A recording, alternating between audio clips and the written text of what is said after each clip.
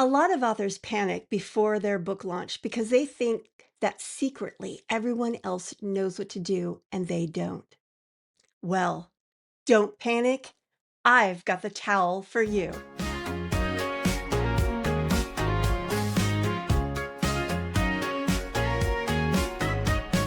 Pour a cup of clarity, sip a spark of insight. Coffee with Karma, your morning feels just right. Most successful launches aren't run by people who know what they're doing all the way.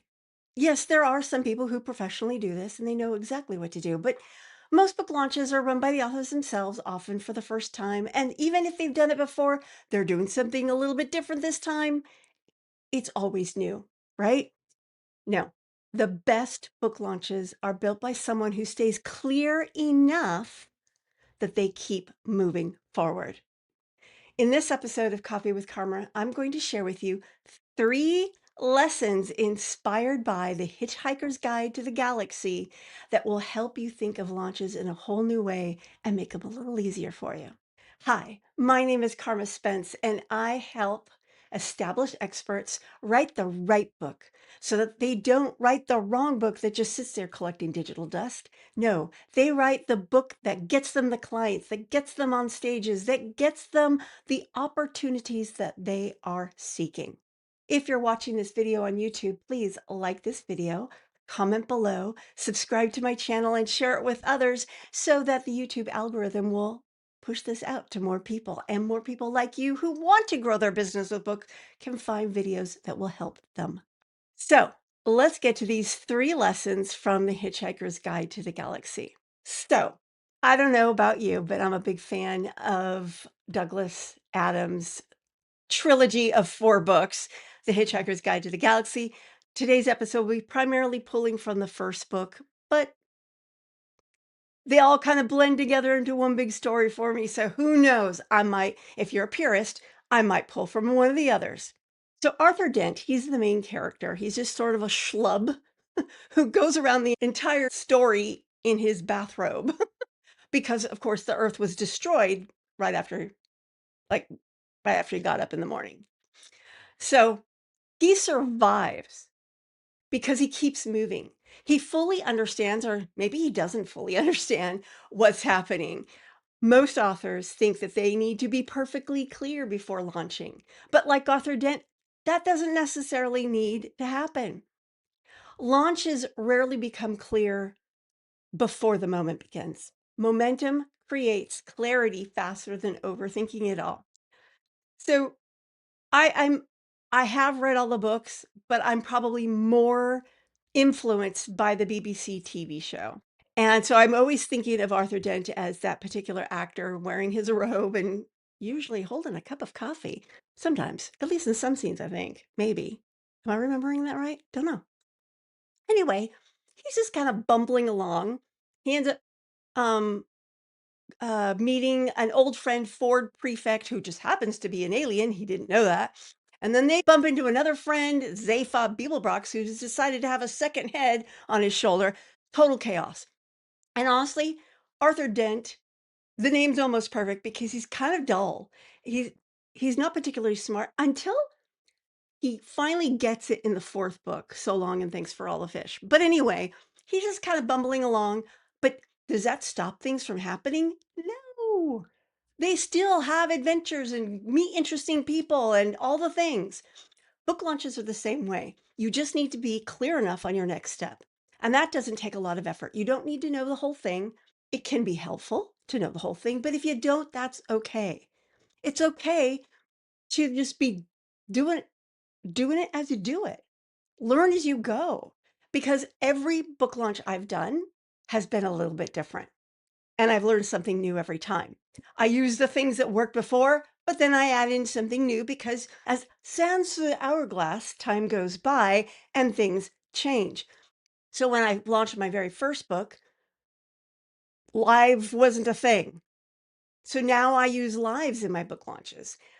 Social media has completely changed for every single book I've done.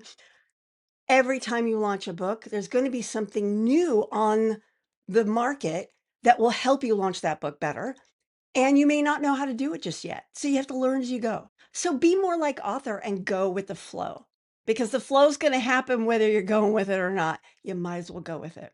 Number two, talking about Ford Prefect, he always knew where his towel was. The towel represents preparation, not perfection. Calm launches come from a few reliable systems and anchor points, not from controlling every variable. So when you're preparing for a launch, pick like no more than 3 things that you are going to know what to do and control, and let the rest happen as it goes. That's your towel. You have a few milestones you know you need to meet, a few techniques that you know you've got, use those to their best advantage and let the rest ride, or hire a VA to help you, or hire a book launcher to help you.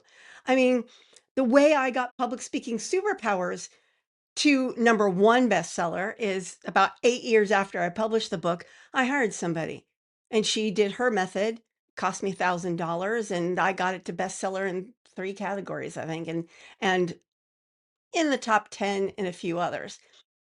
There are people who do this and it gets it into more people. And you know what? I This book, I've been experimenting with some AEO on it. That's AI engine or answer engine optimization.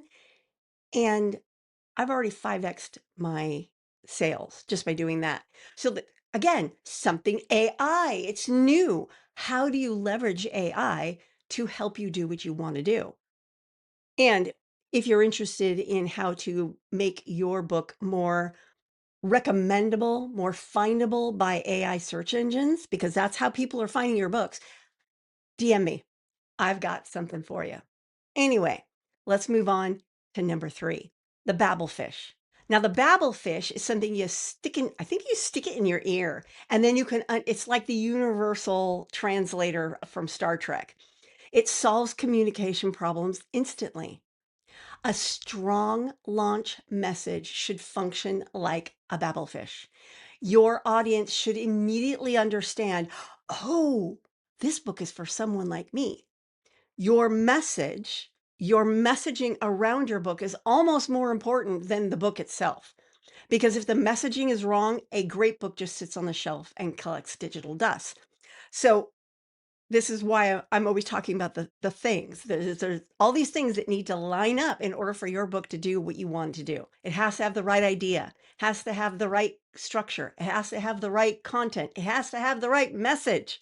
Without those 4 things, any one of them will cause your book to tank.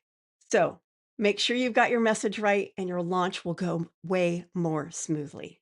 It becomes your book's Babelfish. Now, here's one tiny action that you can take to use all the information that I've given you this week all about book launching. Write this sentence down. My book helps readers stop believing X so they can finally Y. My book helps readers stop believing this thing that they believe right now so that they can finally this other thing.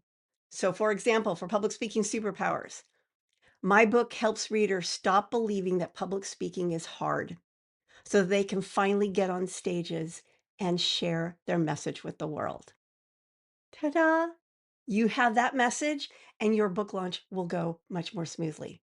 Now, in my next video, I will be talking about 5 strategic decisions that make your book profitable. Yes, next week, the theme will be how to leverage your book in your business. Until then, this is Carma Spence saying ciao for now. Bloopers! You know, a lot of authors panic before a book launch because they secretly think that's the other